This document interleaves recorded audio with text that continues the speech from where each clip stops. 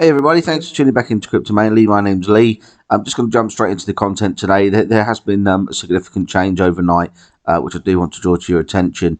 The obviously Bitcoin is still within this range that we were talking about.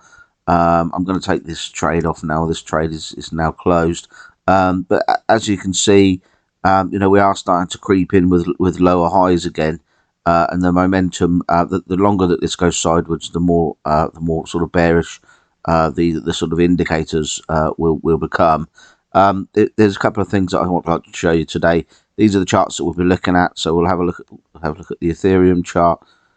We're going to have a look at the Ethereum Bitcoin valuation, the dominance, the USDT dominance, and also sort of a wider. Sort of a larger time frame scale for Bitcoin. So let's start with the short-term time frames. So again, guys, I think we'll soon be coming to the end of this range, and we'll get some kind of resolution, whether that be to the upside or to the downside. At the moment, it's fairly well balanced as to which way that will break. However, there has been some significant change when we start to look at Ethereum and the Ethereum Bitcoin pairing more. More to the point, really.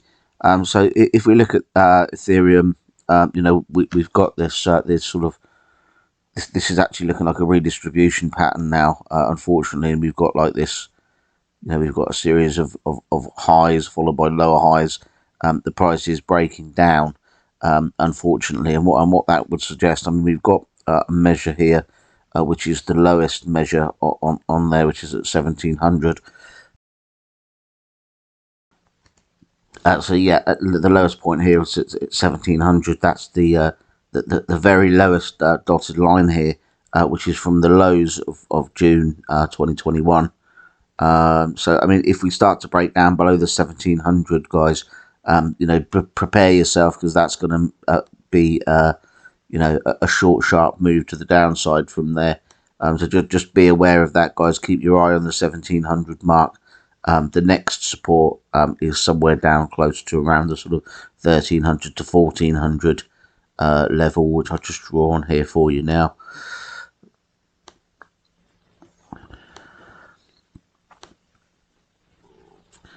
Just draw these couple of sort of lows to the range over on the left hand side there. So they come out at sort of 1300. You've also got 1540. So there is obviously some support on the way down. I suspect the 1300 will be the one that we get the first support at.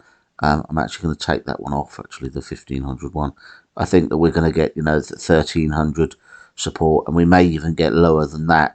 If this does break down, we could get an AB sort of equals CD sort of comparison, which could take us even down to. Let's just see what that would look like. Yeah, so fib extension on a 1-to-1 scale here, on a log scale, comes out at 1100. So I mean, it's possible that that's where we end up. Let me just mark that on there. Okay, so why am I saying that, guys? Well, unfortunately, if we look at the Ethereum Bitcoin valuation, this is something which I didn't expect to see happen. We were hoping for this long-standing support here to hold. It bounced along for a little while. Looked like it was going to be that it was going to be holding firm, but unfortunately it has broken down, which means that the target is going to be actually down at this lower dotted line here. So let me I'm going to remove that blue box there. So the dotted line at the bottom there is where we'll likely end up on there. So we're looking at probably about another sort of 15%. Yeah, so 10 to 15% move to the downside on the Ethereum Bitcoin valuation. We're likely going to bounce back up to support and then come back down. So just watch out for that, guys. Don't be fooled if things start to look rosy again. It's likely that we're just getting this sort of scenario. In actual fact, we'll probably see the prices come down some more, perhaps come to this support, then bounce up. And that's when don't get your hopes up too much, because it'll just be like a bearish retest and then rolling over back down to the target, in my opinion. So Unfortunately, guys, this chart particularly does change my view on what we're going to see for an alt season in the summer. Now that this is broken down, we start to look at Bitcoin dominance, which is starting to accelerate even higher. The USDT dominance is starting to break higher. It's trying to break back through, which means that there's going to be more selling into stable coins. It suggests to me now that this has happened, particularly with this chart, is that we are likely to see the lows of this range sooner rather than later. And what I mean by that is, if we have a look at this chart, as I've said before, interestingly, this is a daily chart. As I've said before, you get the breakdown, and then you come up, and then you get the retest of the 200 moving average on a daily, which is quite interesting to see that exact same thing happens again. It has happened again rather now, where we come back up, we retest the breakdown, and it's where the 200 moving average is, which is quite interesting. And if we go on to the weekly, as I've said in a previous video, you'll notice that once we lose the 100 moving day average, which I'll just add on for you. Bear with me just for 1 sec. Let's get this in the right place. So if we add on the 100 moving day, you'll see that in the past, once the 100, once we lose the 100 moving average on a weekly time frame, this is on a weekly at the top there. Once you lose the 100, you do tend to come down to the 200 moving day.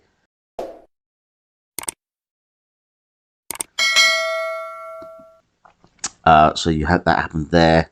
It happened again here. It comes back down, bounces along the 200 moving average. Even in the COVID crash, we lost the 100 and we came promptly down to the 200. And now, more recently, we have lost the 100. So, history would suggest that we do see the 200 moving day average. 200 moving day average at the moment is,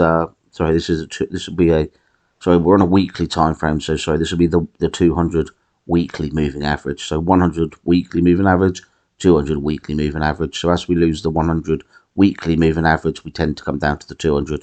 So 100 weekly moving average is green, 200 weekly moving average is the blue. So we drop down below the green, come down to the blue, drop down below the green, come down to the blue. We drop down below the green, so it would make sense, if history repeats itself, that we do come down to the blue line, which is, as I say, the 200 week moving average. And at the moment, you can see that that's actually 22, sitting at 22,000, which is quite interesting. I mean, if we do have a look at if I take you to look into Bitcoin, and we have a look at the realized price.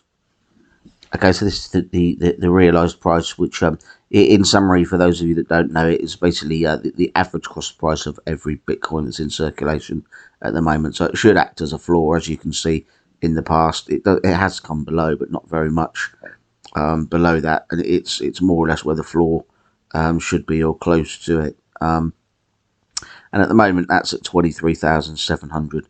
So it's similar to what we're looking at here with the 22,000 mark, and that's where I think the low is going to be, somewhere between the 22 and the 24,000, which I've been saying for for several weeks now. Okay, so it looks as though we're going to be seeing the lows prior to the summer. I had thought that we would get the bounce up into the summer alt season, but this chart particularly has changed that view for me. This is something which we didn't want to see. If we had any hopes of any sort of alt season, we wanted this support to hold and to see the bounce. Now that this is breaking down, unfortunately, guys, it's time to protect yourself. And you can see from the Bitcoin valuation that Bitcoin is actually going to outperform Ethereum. However, Bitcoin is looking like it is going to be coming down as well, and still got a way to fall. So personally speaking, I'm going to be sitting on the sidelines and watching what happens over the coming sort of days and weeks, to get a feel for what I decide to do next. And I will keep you posted on what I do. Just interestingly, guys, I just was having a look at this this flat point here, which is kind of our 30,000 range here.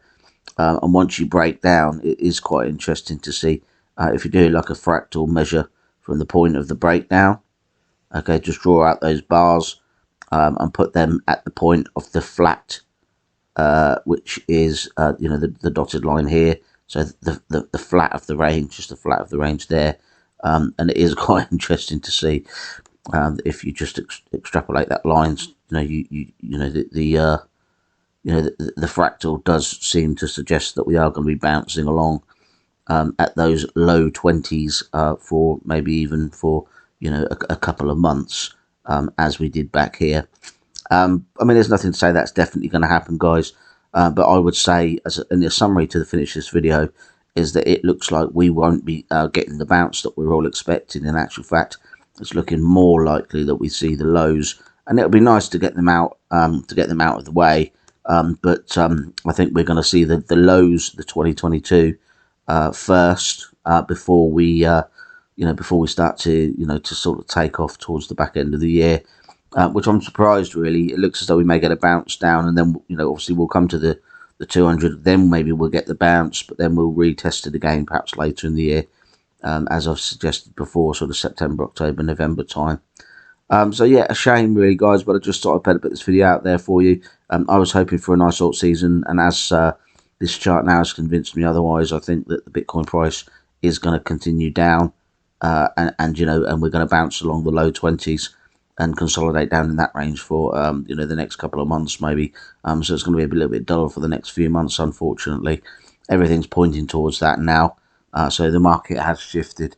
So apologies, the news is bad, guys. I know nobody likes to watch a bearish video, but thank you all the same for liking and subscribing. I appreciate you all for watching. Please stick by me while we have these quiet times, because there will be rosy times to come. The next the stock to flow model, for example, Plan B, is saying that the next cycle could be somewhere up to Bitcoin, which is close to $500,000. So and that's with his revised stock to flow. That he's because he updated the way that the model works, so now he's reverted it back to the original model to see what the readings are, and the actual original model was actually closer and more accurate to actually what's happened in price now, and that still suggests that there's a 500,000 Bitcoin per Bitcoin price in the next cycle, which will be absolutely lovely, and I'm sure we'll look forward to those times. So sit tight, guys. Sorry about the bad news. Always remember, take profits and buy something real, and I look forward to speaking to you in the next video. Take care, guys. Thanks for watching.